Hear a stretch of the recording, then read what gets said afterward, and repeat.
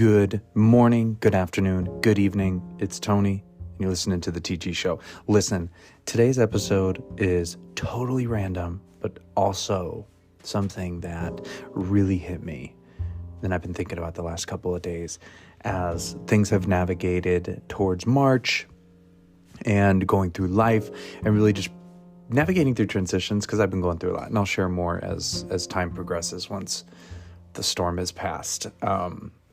But as some of you know, I've experienced a lot of grief in the past 6 months with losing my dad, my aunt, my best friend Tony, and potentially my uncle pretty soon.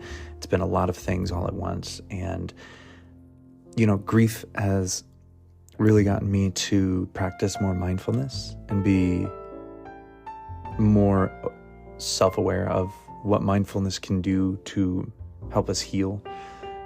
And the cliche goes, time heals all wounds, and that is true. As much as sometimes we don't like to hear that, it is the truth. And as time heals our wounds, it also helps us grow and to learn how to react and respond to grief.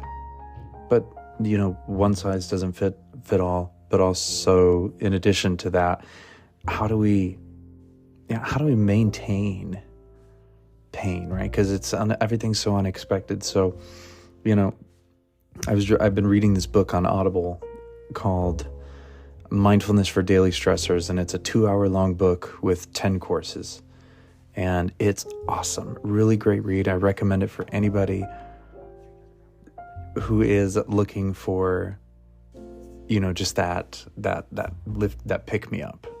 And I'm pretty sure it's free, actually. If you're a Audible Plus member, you get it for free, but you can also buy it, and I think it's like $15. But aside from that, if you don't have the money to buy it, there's plenty of mindfulness content on YouTube and other podcasts and things of that nature that you can use. But 5-10 minutes a day practicing and giving ourselves the space to just try and be in the present moment and stop thinking about the past, stop worrying about the future, and just try and be in the moment.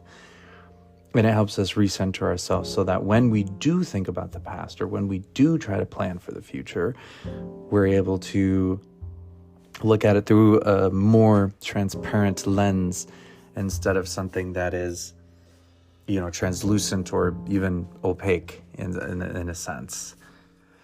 And it's been hard, for sure. It's difficult, and I empathize with anyone who has experienced grief and who knows what it feels like. And really the opaque answer, or not opaque, but rather the blunt answer is there's no cure.